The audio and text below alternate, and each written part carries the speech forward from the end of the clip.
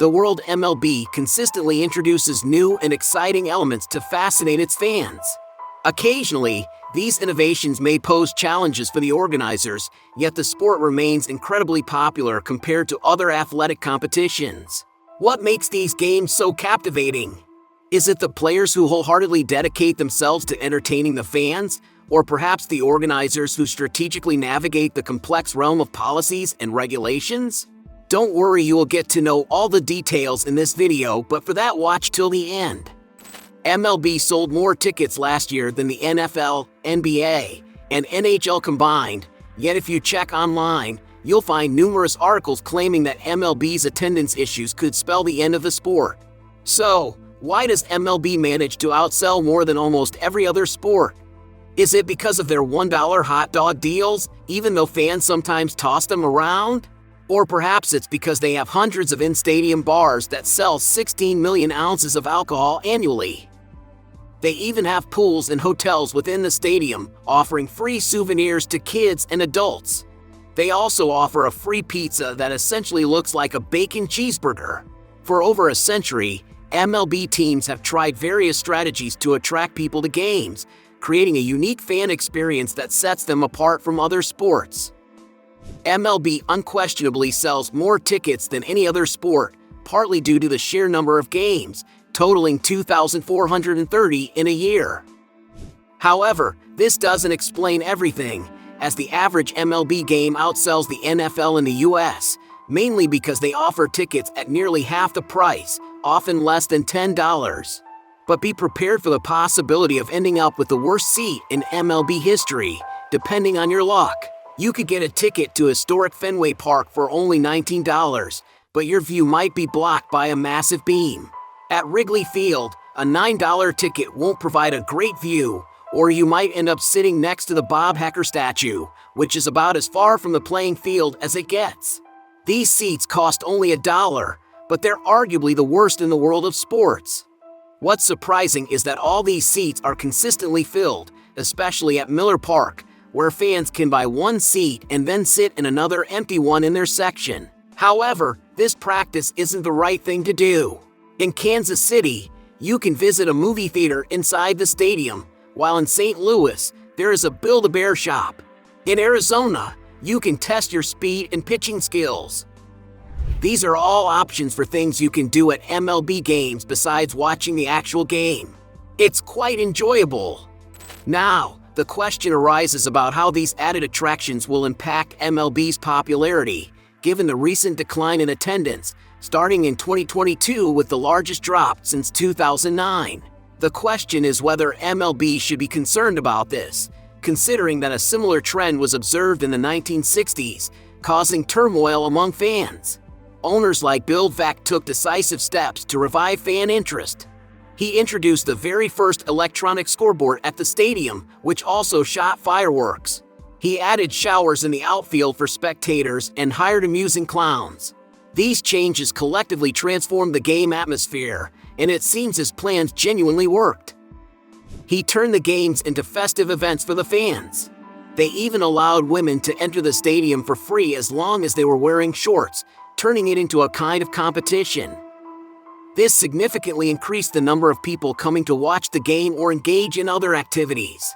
They also added other attractions like ostrich shows on the field and offered free entry to those who brought disco records with them.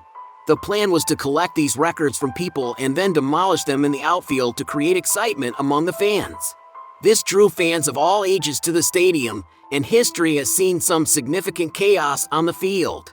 As a result, there were 67,000 people in the stadium, which was designed for 50,000.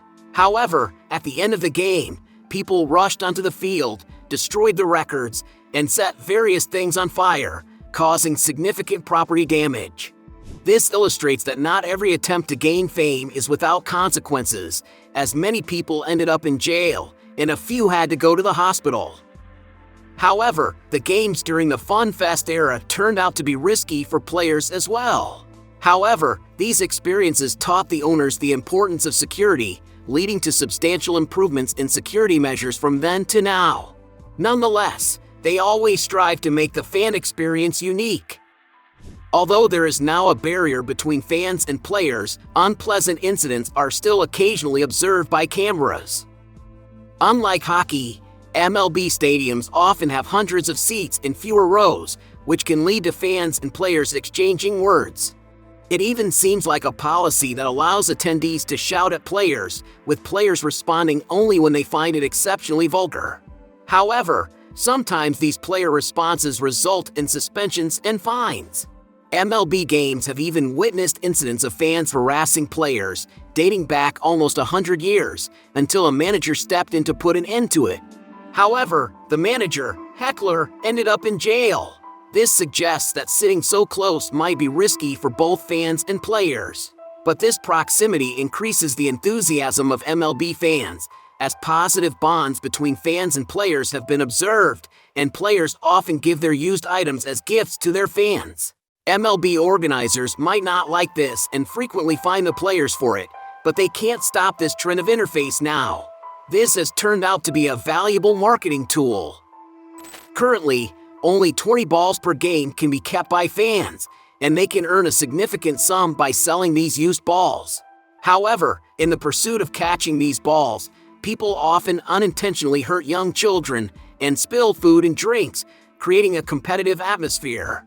It often feels like a battle to catch these balls. Nevertheless, at times, people also throw these balls back onto the field as a friendly gesture to interact with the players. Autographs from players have made some people millionaires, with a single autograph sometimes fetching more than their annual salary. In fact, a ball from history has sold for over $3 million. For instance, Aaron's ball, after his last home run, went from being worthless to hundreds and thousands of dollars overnight, ultimately selling for $650,000. The catcher was indeed very fortunate. Despite the apparent decline in MLB attendance, there's a compelling reason why they remain unworried. When we closely examine the past 9 seasons, we can see a consistent upward trend. In fact, today's attendance surpasses that of the entire 1990s. Even in 2022, each game still drew a larger crowd than in 1933, a year when Babe Ruth and Lou Gehrig played together. This remarkable popularity is further evident when we consider that since 1991, nearly 22 new stadiums have been constructed. Additionally, MLB is transitioning toward more interleague games, resulting in a significant 7% increase in attendance. With all these factors in play, they have high hopes that 2023 will shape up to be one of the best seasons MLB has ever seen. Well, we wish them luck for the upcoming season. Thank you for joining us on our YouTube channel today. We hope you enjoyed the content as much as we enjoyed creating it for you. If you found this video helpful, entertaining, or informative, please don't forget to give it a thumbs up and subscribe to our channel so you never miss out on our latest uploads.